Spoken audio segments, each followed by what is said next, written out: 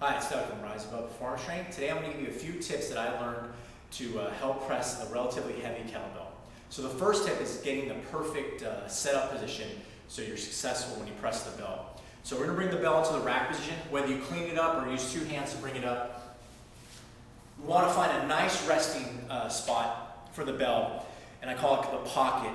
And what we're going to do is I like to have my forearm match my rib cage line and bring it right in here. So I find that spot that's kind of comfortable where I can hold the bell here without too much effort, and that's going to be my starting point.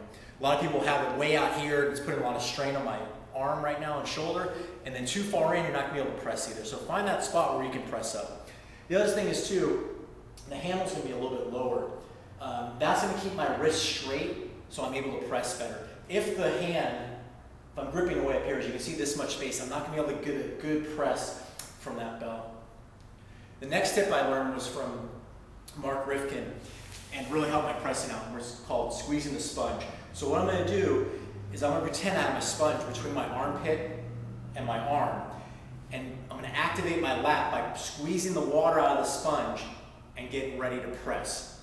So when I squeeze that water out of the sponge, I activate my lats. A lot of people when they press will press with their shoulder. The lats aren't activated at all, and they don't get a very strong press. They might be able to handle it, handle lighter bells, but not the heavier ones. So we're going to activate the lats, create some tension, and get ready to press. Also with the tension, we want to tense the other side. So what I'm going to do is get here, squeeze the sponge, and build up some tension on the other side. I like to squeeze my fist on the other side and also tighten up my core and my glutes. So the final phase is we want to press against the contact point of the bell. What that means is the point where I feel the wrist against the bell. I don't want to flare out my arm and press because I lost that contact, and also it puts my shoulder in external rotation. It's going to cause some problems if I do it wrong. And also I don't want to push forward too much because again, I'm not pushing against the contact point of the bell. So I want to press where I feel the tension of the bell, and if I keep doing that, it makes a nice smooth pattern going up. So I don't have to worry about how I should press, if I should press forward or flare out. Contact point and up. So let's do it.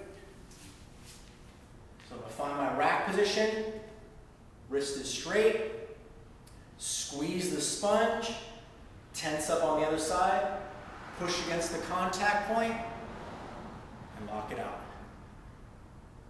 Bring it down, reset everything, tighten up, and lock it out.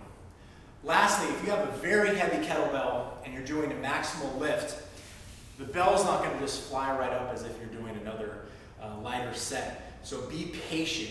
Take your time, keep pressing, keep your tension, and we'll eventually get up. Thank you very much.